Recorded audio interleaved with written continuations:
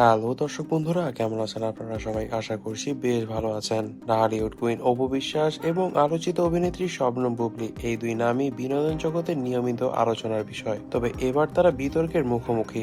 অভিযোগ উঠেছে অপু বিশ্বাস নাকি বুবলির স্টাইল ও কনসেপ্ট নকল করেছেন। এই নিয়ে সোশ্যাল মিডিয়ায় ভরে উঠেছে নানা রকম ট্রোল ও বিতর্কের মাধ্যমে।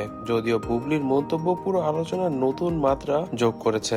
সম্প্রতি বুবলি একটি গ্ল্যামারাস ফটোশুট করেন, যেখানে তার পোশাক, সাজগোজ এবং পোজ অনেকে দৃষ্টি আকর্ষণ করে। তবে কিছুদিন পরেই অপু বিশ্বাস একই রকম কনসেপ্ট নিয়ে আরেকটি ফটোশুট করেন। তাতেই ভক্তদের মধ্যে শুরু হয় নানান জল্পনা। অপু কি বুবলির স্টাইল কপি করলেন? বিশেষ করে অপু বিশ্বাসের একটি ইনস্টাগ্রাম পোস্টের নিচে একাধিক নেটিজেন মন্তব্য করেছেন, বুবলিকে কপি করে ফলোয়ার বাড়ানোর চেষ্টা করছেন কি আপনি? কারো মতে ঢালিউডের সিনিয়র কুইনের এমন নকল করা মোটেও উচিত হয়নি।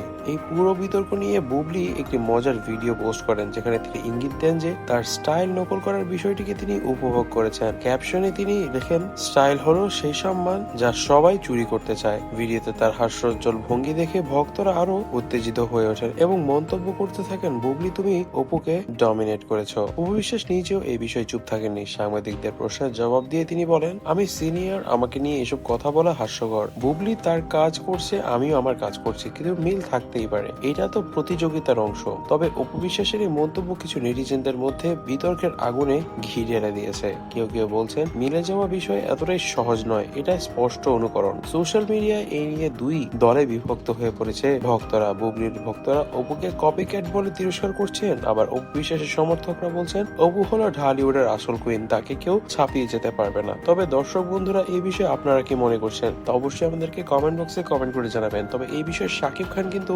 এখনো কোনো মন্তব্য করেনি। তবে শাকিব খানের ঘনিষ্ঠ এক সূত্র থেকে জানা যাচ্ছে, তিনি অপু বিশ্বাসকে মানা করেছেন বুবলির স্টাইলকে নকল করতে। তবে শাকিব খানকে এই বিষয়ে যতবারই মিডিয়ার সামনে প্রশ্ন করা হচ্ছে, তিনি ততবারই বিষয়টিকে এড়িয়ে যাচ্ছেন। তবে দর্শক বন্ধুরা, এই বিষয়ে অবশ্যই আপনাদের মতামত জানাবেন এবং আমাদের চ্যানেলটিকে কিন্তু সাবস্ক্রাইব করতে ভুলবেন না। ভিডিওটি ভালো লেগে থাকলে ভিডিওটিতে লাইক করে দিবেন, বেশি বেশি করে শেয়ার করে দিবেন। ধন্যবাদ।